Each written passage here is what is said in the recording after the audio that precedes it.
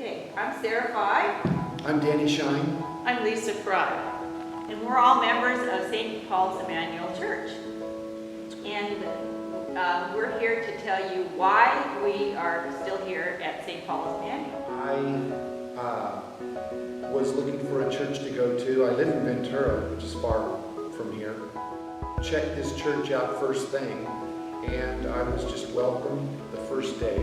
I met the first minister of the church, Leonard Dixon, and the builder, Carl Behringer, Kathy Behringer, one of the longest people here that's been here the longest, and they made me feel real welcome. They were like-minded people, and I was immediately invited to the men's meeting, and I was hooked up right away by very friendly people who had been here a long, long time.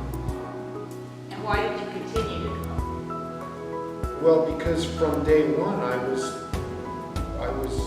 needed. I mean, the first day Father Bill asked me, this is my first day here, Father Bill asked me to take up the offerings.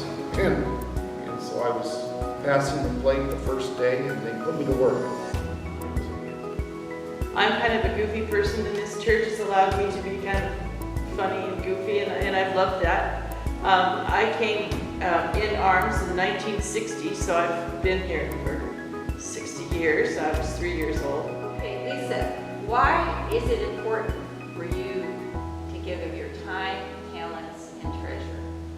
It's important for me to give of my time because, and I'm talking about the COVID time, I'm actually finding I'm doing more church now with COVID by telephoning people and by going to lunch with you and a couple of the other members in someone's backyard who she doesn't have computer or anything. So we are bringing church to her. And I just think that that's a nice thing that we do. So time, talent, different things like Bible studies and things. So, and currently we have a Bible study that we had before COVID that's going to be starting up again. And it may not be a talent, but it's a spiritual treasure. And then in terms of treasure, the church is very good at finding out what is needed in the general community, go to the homeless shelter, and bring things in the late afternoon.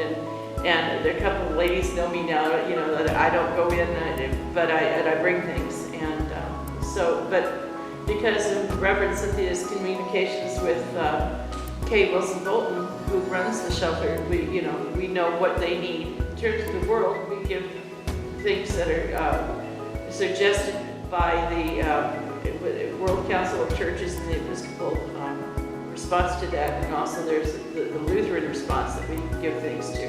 I'm retired, I don't have a lot of money, but I am a giver of record, and a lot of times in terms of tithing, I may not tithe at that time, but I may give something to a big a need someplace. So I'm kind of open that way, but I think that's important also to give where it's needed. Thank you for asking. Danny, how has the pandemic affected you in your faith life? Oh my gosh, it's thrust me into the tech world. I'm having virtual church and virtual coffee hour and virtual vestry meetings. Thank God for the younger generation. They kind of point me in the right direction with a lot of the questions I have, But I'm getting better. So that's one of them, just one of them. So my answers to when the pandemic started, how did it affect my faith? I was afraid for my family and those who I cared about. You see, I had several family members that worked in healthcare and also close friends. So I turned to God and lifted them up in prayer and asked others to pray for them. I felt reassured by God's presence in my life and those I was praying. During this time when we haven't been in person worship service, I felt empowered by God to reach out to others in my congregation and have been enriched by those friendships and bonds that have formed in these interactions. I discovered it wasn't that hard to dial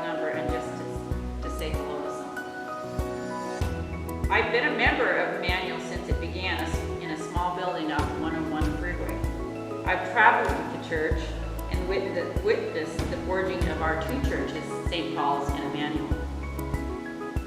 The church is part of my family, and I'm here because I care about everyone, and I know they care about me.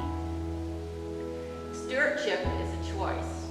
It's a choice to dedicate your time, your talent, and your treasure to the glory of God. It's a choice I freely make without hesitation because I know the things I give will be used to glorify God, will be used for our church